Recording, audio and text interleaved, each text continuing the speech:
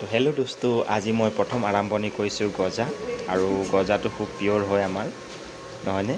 গজাটো খাবলৈ খুব টেষ্ট হয় আৰু অসমত বেছিকৈ আমাৰ গজাটো চলে, নহয় জানো? যাওক, এটা চাইডে ধুনীয়াকৈ হৈছে আৰু এটা চাইডে মই পাল্টি কৰি দিছোঁ, কাৰণ দিনটো কামৰ মাজতে আৰম্ভ কৰোঁ। মোবাইলতো ব্যস্ত হৈ থাকোঁ আৰু হোটেলত কামো কৰি থাকোঁ, কাৰণ মিঠাই বনাই থকা সময়তে মই কিছুমান কামবিলাক কৰিবলগীয়া হয়। চাওক, গজাটো ভালকৈ কালাৰ হোৱা নাই। কালাৰ হ'লে এতিয়া ৰস বনাইছোঁ, ৰসত ডুবাই পেলাই ইয়াত উলিয়াব লাগিব, জানেনে? আপোনালোকে কি কৰি আছে কমেণ্টত জনাবচোন। আৰু যদি ভিডিঅ'টো চাই ভাল পাইছে তেতিয়াহ'লে এটা লাইক, কমেণ্ট আৰু ছাবস্ক্ৰাইব কৰিব নাপাহৰিব, কাৰণ এনেধৰণে মই ভিডিঅ' সদায় আপোনালোকৰ মাজলৈ দি থাকিম। কাৰণ ঘূৰিবলৈ যোৱা নহয় মোৰ, কাৰণ কিয় নহয়, কামৰ মাজতে মই ৰেগুলাৰ কাম, কণ্টিনিউ কাম ফ'ল' কৰিবলগীয়া হয় আৰু হোটেলত বেলেগ মানুহ নাথাকে, অকল মই কাৰিকৰ হয়। তো সমস্ত দায়িত্বটো মোৰ ওপৰতে পৰে। তো সেই গতিকে মই ঘূৰিব যাব পৰা নাই। কেতিয়াবা ঘূৰিব গ'লে মই ব্লগ আপোনালোকৰ মাজলৈ দিম বাৰু, ভাল ভাল ব্লগ। আৰু এতিয়া ব্লগবিলাক দি আছোঁ মই য'ত কাম কৰোঁ, তাৰ ভিডিঅ'বিলাকে মই আপোনালোকৰ মাজলৈ দি থাকোঁ, দেখিছেনে? ধুনীয়াকৈ গজাটো কালাৰ হৈ গ'লে মই পিছত নমাই দিম। আৰু এইফালে ৰেডি কৰিছোঁ ভুজিয়া। ভুজিয়া দেখিছেনে?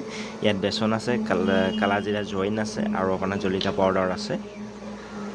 তাৰপিছত ভুজিয়াত মই আৰু এটা বস্তু দিওঁ, কি জানেনে? নৰসিংহ পাতটো। এইটো পাতটো তেলত ফ্ৰাই কৰি পেলাই ইয়াত দিবলগীয়া হয় আৰু খুব সোৱাদ হয় এইটো দিলে। এই পাতটো খাব লাগে, দেহাৰ কাৰণে, শৰীৰৰ কাৰণে বহুত ভাল হয়।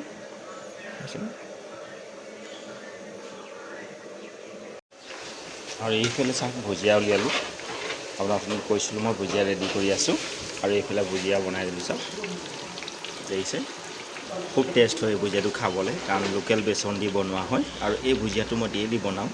ডেইলি 4 কেজি 5 কেজি ভুজিয়া বিক্ৰী হয় আমাৰ দোকানত।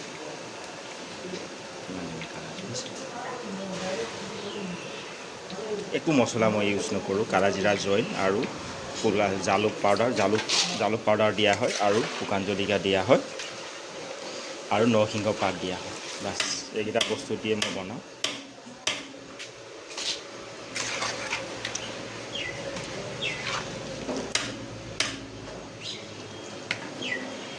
ইয়াত চাওক, মোটামুটি 4 কেজি বা 5 কেজিৰ ভিতৰত ভুজিয়াটো হ'ব।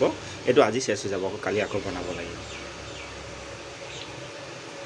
আৰু এইটো চাওক, মই পাত দিছিলোঁ বুলি কৈছোঁ যে, নৰসিংহ পাত। এইটো চাওক, ভুজিয়াৰ মাজত মিক্স হৈ যায় আৰু তেলত ফ্ৰাই কৰি দিব লাগে। তেতিয়া তেলত ফ্ৰাই কৰি দিলে কি হয়, মচমচীয়া হৈ আছে, দেখিছে? আৰু খাবলৈ খুব সোৱাদ হয়। আৰু এইফালে চাওক, মই বুন্দিয়া লাডু বনাই আছোঁ, আৰু এইটো মিহি বুন্দিয়া হয়, দেখিছেনে? এইটো চাওক, একদম মিহি বুন্দিয়া চানা হয়।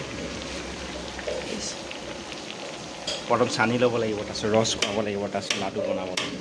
দেখিছেনে কিমান খাটনি হয়? আৰু এইফালে চাওক, লাডু বনাই মই ৰেডি কৰি দিলোঁ, দেখিছেনে? কিমান এটা ধুনীয়া হৈছে। আৰু এনেকৈ মই দিনটো কাম কৰি থকা হয়, এটাৰ ওপৰত এটা মই মিঠাই বনাই থকা হয়।